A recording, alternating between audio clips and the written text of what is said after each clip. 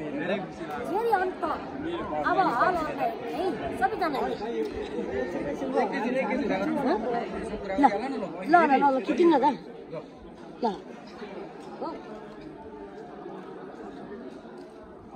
ल म है अब 2 मिनेटको लागि है अब जेरी अफ फाइनली अब जेरी अफ चाहिँ अब शुक्रबार चाहिँ भइसकेको छ तपाईहरुले टिकट काटिसक्नुहोस् कस्तो छ सिन अब तपाईले फिल्म थाहा हुँदैन फिल्म हेरेर वेट गरेर अबको शुक्रबार तपाईले भन्दैन जेरी अफ अब आउने शुक्रबार फोटो हान्नु नि एउटा त्यही हो बिलित आयो बिलित गयो मजा आएन नि त भन्ने चाहिँ नहोस् भनेर सबै दर्शक वृन्दहरूलाई चाहिँ त्यो चिजको भरपुर मजा आओस् भनेर चाहिँ यो लेख त्यति भयो अब मेगा स्टार एकेसी भनेर लेखिया छ होइन सिनेमा रिलिज हुन लाग्यो 1.5 वर्षपछि फिल्म आउँछ तपाईलाई नेपालमा सायद 1-2 जना मात्रै नायकहरू होला जसलाई चाहिँ फिल्म असफल हुने छुटै छैन कि त्यो वर्षभरि त्यो टोकेसो भोल्ने भन्छौँ नि हामी टोकेसो खाइरहनुपर्छ के छ तपाईँहरू बिरामी हुनुहुन्छ कतिवटा एन्टिबायोटिक चलिरहेको छ कति बक्स अफिस प्रेसर होला त्यो दिमागमा छ सायद यो प्रेसरले गर्दाखेरि पनि अलिकति बिरामी परे होला म होइन एकदमै त्यो चाहिँ मलाई एउटा अडियन्सको एउटा माया हो जस्तो लाग्छ कि मलाई चाहिँ एउटा फिल्म नराम्रो हुनुको छुट छैन त्यो उहाँहरूको एक्सपेक्टेसन हो मलाई लिएर त्यो भनेको माया हो जुन निरन्तर दिइराख्नु होला त्यो एक्सपेक्टेसन राखिदिइराख्नु होला र म तपाईँहरूको त्यो एक्सपेक्टेसनलाई म अब डाउन हुन दिँदिनँ भनेर पनि भन्न चाहन्छु आजलजीलाई त 10 करोडभन्दा माथिको अनुभव छ 17 गतेको होइन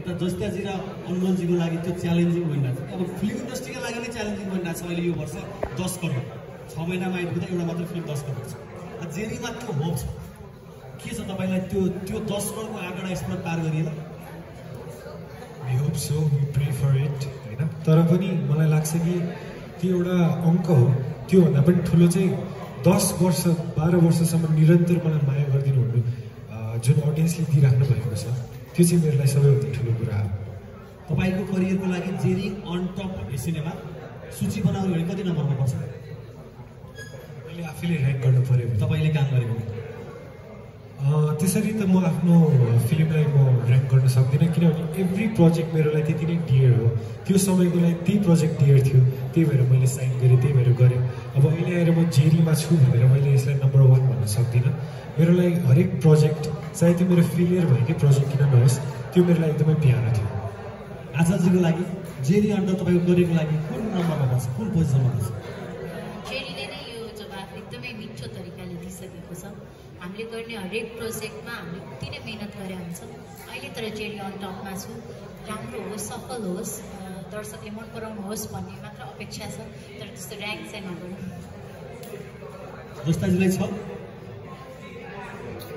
त्यस्तो र्याङ्किङ पनि नगरौँ दाइ तर त्यही हो सबै राम्रो कुरा हो जेरी अन टप भन्न चाहन्छु र एट द मोमेन्ट त जेरी अन टपमै छौँ हामी त्यही भएर जेरी अन टप नै अन टप नै रिसेन्टली एउटा मिडियाको दृश्य बाहिर के तपाईँले कसैलाई हक गरिराख्दाखेरि भन सरले चाहिँ अर्को अभिनेत्रीलाई चाहिँ किस गरे जस्तो आयो के होइन तपाईँले त्यो नोटिस गर्नुभएको छ मैले यस विषयमा केही भन्न चाहनुहुन्छ आज सारा मिडियामा मैले के भन्नु अब त्यो समटाइम्स त्यो क्यामेरा एङ्गल्सहरू त्यस्तो हुन्छ अनफर्चुनेट कुराहरू हुन्छ तर सबैलाई थाहा छ त्यो भएको होइन उषा म्यामले मलाई हेलो आलु भनेर मलाई माया दिनुभएको होइन जे त्यो देखियो त्यो एउटा क्यामेरा एङ्गलले मात्रै हो त्यसलाई त्यति साह्रो सिरियस नलिनु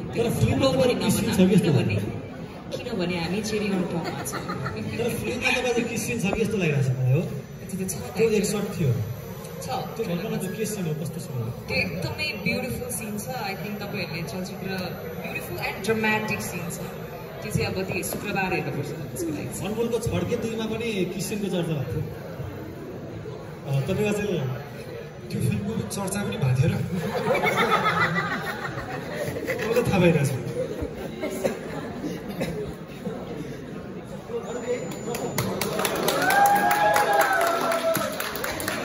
ओके त्यो फिल्मको किसिमको चर्चा भएको थाहा नभए पनि जेरी अन्डरको किसिमको चर्चा भएको, जेरी अन्डरको सबै कुराको चर्चा भएको 3 करोडभन्दा बढी जनताले थाहा पाउन हाम्रो शुभकामना छ। र जेरी अन्डरलाई thank you very much, thank you so much उपस्थितिको लागि।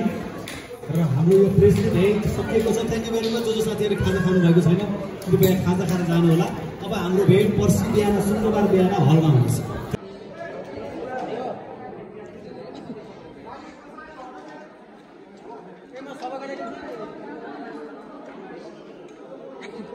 त्यो चाहिँ मलाई एउटा अडियन्सको एउटा माया हो जस्तो लाग्छ कि मलाई चाहिँ एउटा फिल्म नराम्रो हुनुको छुट छैन, त्यो उहाँहरूको एक्सपेक्टेसन हो मलाई लिएर, त्यो भनेको माया हो जुन निरन्तर दिइराख्नु होला, त्यो एक्सपेक्टेसन राखिदिइराख्नु होला। र म तपाईँहरूको त्यो एक्सपेक्टेसनलाई म अब डाउन दिँदिनँ भन्ने पनि भन्न चाहन्छु। आजजीलाई त 10 करोडभन्दा माथिको अनुभव छ शत्रुपतिको, होइन? जस्ताजी र अङ्गलजीको लागि त्यो च्यालेन्जिङ भइरहेको छ। अब फिल्म इन्डस्ट्रीको लागि नै च्यालेन्जिङ भइरहेको छ अहिले यो वर्ष। 10 करोड 6 महिनामा आइपुग्यो, एउटा मात्र फिल्म 10 करोड छ। र जेरीमा त्यो हो के छ तपाईँलाई त्यो 10 करोडको आँकडा स्तर पार गरिएला? I hope so, we pray for it, होइन? तर पनि मलाई लाग्छ कि त्यो एउटा अङ्क हो, त्योभन्दा पनि ठुलो चाहिँ 10 वर्ष 12 वर्षसम्म निरन्तर मलाई माया गरिदिनु हुनु जुन अडियन्सले दिइराख्नु भएको छ, त्यो चाहिँ मेरो लागि सबैभन्दा ठुलो कुरा हो। तपाईँको करियरको लागि जेरी अन टप भन्ने सिनेमा सूची बनाउनु भने कति नम्बरमा पर्छ? मैले आफैले ऱ्याङ्क गर्न पऱ्यो। तपाईँले काम गरेको त्यसरी त म आफ्नो फिल्मलाई म ऱ्याङ्क गर्न सक्दिनँ, किनभने एभ्री प्रोजेक्ट मेरो लागि त्यति नै डियर हो। त्यो समयको लागि त्यही प्रोजेक्ट डियर थियो, त्यही भएर मैले साइन गरेँ, त्यही भएर गरेँ। अब मैले आएर म जेरीमा छु भनेर मैले यसलाई नम्बर 1 भन्न सक्दिनँ। मेरो लागि हरेक प्रोजेक्ट चाहे त्यो मेरो फेलियर भयो कि प्रोजेक्ट किन नहोस्, त्यो मेरो लागि एकदमै प्यारो थियो। आजजीको लागि जेरी अन्डर तपाईँको गरेको लागि कुन नम्बरमा पर्छ, कुन पोजिसनमा पर्छ? जेरीले नै यो जवाब एकदमै मिठो तरिकाले दिइसकेको छ। हामीले गर्ने हरेक प्रोजेक्टमा हामीले उति नै मिहिनेत गरेर हुन्छौँ। अहिले तर जेरी अन टपमा छु, राम्रो होस्, सफल होस्, दर्शकले मन पराउनुहोस् भन्ने मात्र अपेक्षा छ। तर त्यस्तो ऱ्याङ्क चाहिँ नगरौँ। जस्ताजीलाई छ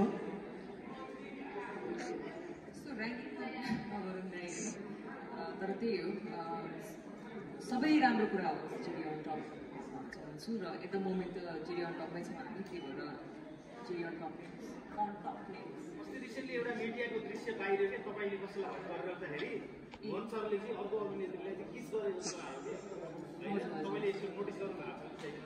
त्यस विषयमा केही भन्न चाहनुहुन्छ? आज सारा मिडियामा मैले के भन्नु, अब त्यो समटाइम्स त्यो क्यामेरा एङ्गल्सहरू त्यस्तो हुन्छ, अनफर्चुनेट कुराहरू हुन्छ। तर सबैलाई थाहा छ त्यो भन्नु होइन। मलाई मलाई माया दिनुभएको हो, होइन? जे त्यो देखियो त्यो एउटा क्यामेरा एङ्गलले मात्रै हो, त्यसलाई त्यति साह्रो सिरियस तर फिल्ममा पनि किसिम छ कि किनभने हामी जेरी अन टपमा छौँ। तर फिल्ममा तपाईँको किसिम छ कि जस्तो लागिरहेको छ मलाई हो। त्यो एक सर्ट थियो छ त्यो भन्नु न, त्यो के सिन हो, कस्तो सिन हो? त्यो एकदमै ब्युटिफुल सिन छ। आई थिङ्क तपाईँहरूले चलचित्र ब्युटिफुल एन्ड ड्रामेटिक सिन छ। त्यो चाहिँ अब त्यो शुक्रबार हेर्नुपर्छ। अनमोलको छड्के 2मा पनि किसिमको चर्चा भएको थियो। तपाईँ अझ त्यो फिल्मको पनि चर्चा पनि भएको थियो र थाहा पाइरहेछ।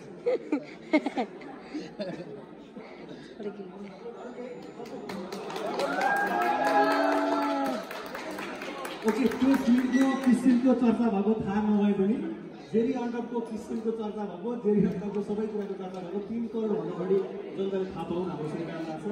जेरी अन्डरलाई thank you very much, thank you so much उपस्थितिको लागि। र हाम्रो यो प्रेसले भेट सकिएको छ, थ्याङ्क यू भेरी मच। जो साथीहरूले खाजा खानु भएको छैन कृपया खाजा खाएर जानु होला। अब हाम्रो भेट पर्सि बिहान शुक्रबार बिहान हलमा हुनेछ। Thank you very much.